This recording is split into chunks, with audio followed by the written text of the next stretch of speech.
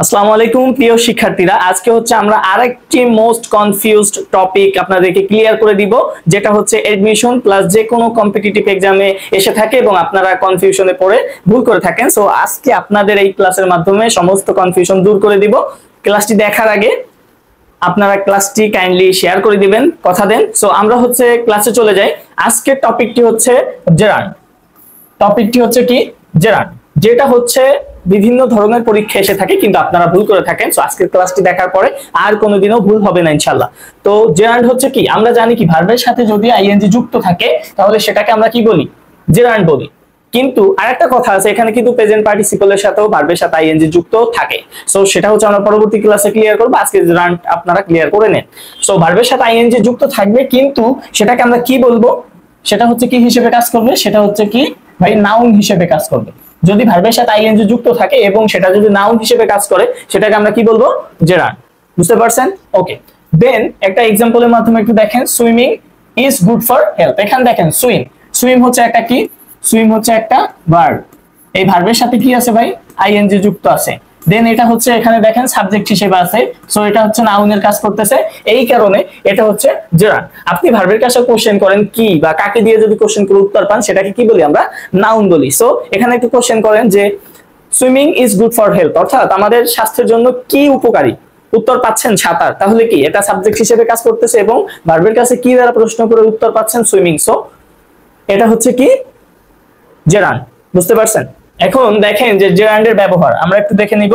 জেরান্ডের ব্যবহার চলেন দেখেন। জেরান্ডের প্রথম ব্যবহার কি, ভার্বের সাবজেক্ট হিসেবে ব্যবহার। আমরা এখানে যেটা দেখলাম ভার্বের সাবজেক্ট হিসেবে ইউজ হয়েছে। যেমন एग्जांपल আপনাদেরকে বুঝিয়ে দিছি, walking is good for health. এখানে কি ওয়াকিংটা সাবজেক্ট হিসেবে আছে। সো এটা হচ্ছে নাউনের কাজ করতেছে এবং জেরান্ড।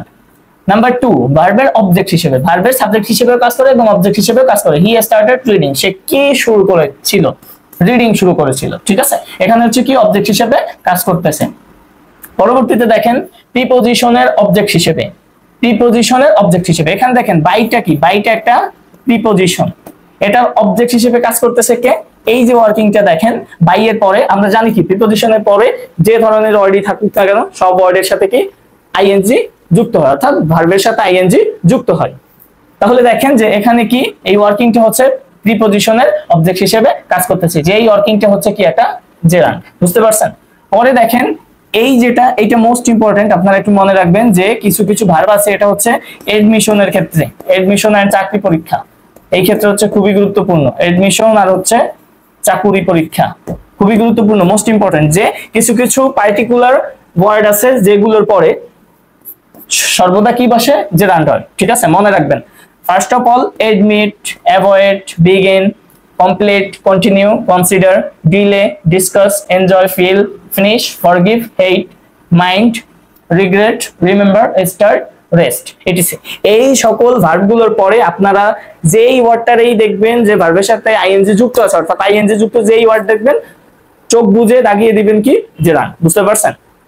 আর একটা সেন্টেন্স একটু শিখে নেন যে would you mind, would you mind, ওখানে দেখেন মাইন্ড, মাইন্ড আছে না, এখানে কি হবে, would you mind having a cup of tea. ঠিক আছে, having a cup of T.